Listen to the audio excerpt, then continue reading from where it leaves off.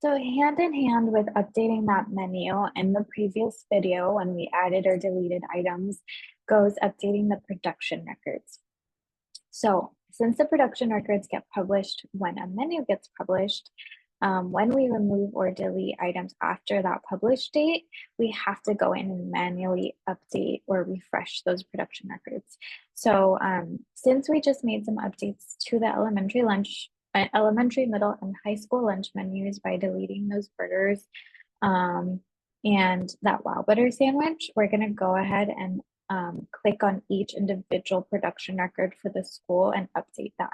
So I'm going to click on the pencil with the first one. So I'm ignoring these breakfast ones for now because we don't have any updates. But on that Empire lunch, I'm going to go ahead and update this here.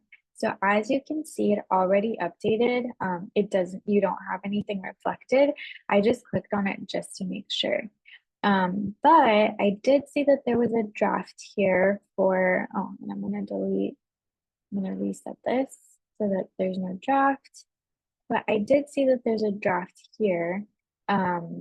It's not showing any entrees because when you make a change on the menu side, sometimes it removes the whole production record. So when I reset it,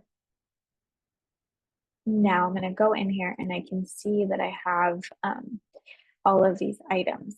So I didn't delete it off of 8/5 because I wasn't sure if you all had some production records going for that date, but the individual person can come in and delete them. So like your nutrition staff member at a particular site, if they don't want to get confused, they can just click on this little trash can and delete it. And that is it. I also wanted to note that if for some reason they had to make a menu substitution and the item is not reflected, the item they served is not reflected in their production record that's showing here, they can always add the item. So let's say that on this day, the pizza, Domino's just for some reason couldn't deliver. And so you had to do like an emergency wow butter sandwich that we just removed, but because it's not on the menu anymore. Let's say that you had to serve this as an emergency, they can go ahead and add that themselves. So that's a really great feature that you can go ahead and tell your staff. So we're all done with this one. I'm going to go ahead and reset it.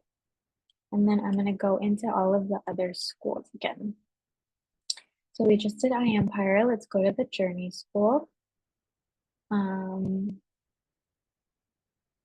Once again, I didn't change that menu for the 5th, but I'm gonna go ahead and make sure that it's reflected on the 12th. Oh, I clicked on the breakfast. I'm gonna go ahead and check that it's reflected on the 12th, that we don't have anything else other than pizza. Perfect. And I'm gonna reset this. Okay. Let's see, next school, Entrepreneur High School.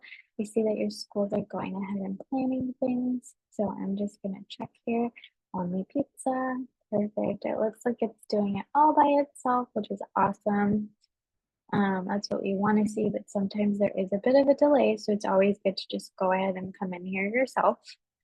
It looks like the staff at this particular school at Entrepreneur High School already started planning their production record. And as you can see here, they only put the figures for the pizza. So I'm gonna go ahead and delete the cheeseburger and hamburger for them just so that they don't get confused. Let's go back to that production record. And then let's check that the 19th does reflect. Perfect, only pizza. And let's move on to San Bernardino. Oh, that's actually where we were. Let's move on to New Vision. And once again here, they already started planning that. So I'm gonna just delete that for them. And then check that the 19th is all good to go. Perfect. There's no cheeseburger or hamburger on the 19th either. So I think all the production records are good to go now for August. And once again, let me know if you have any questions about this.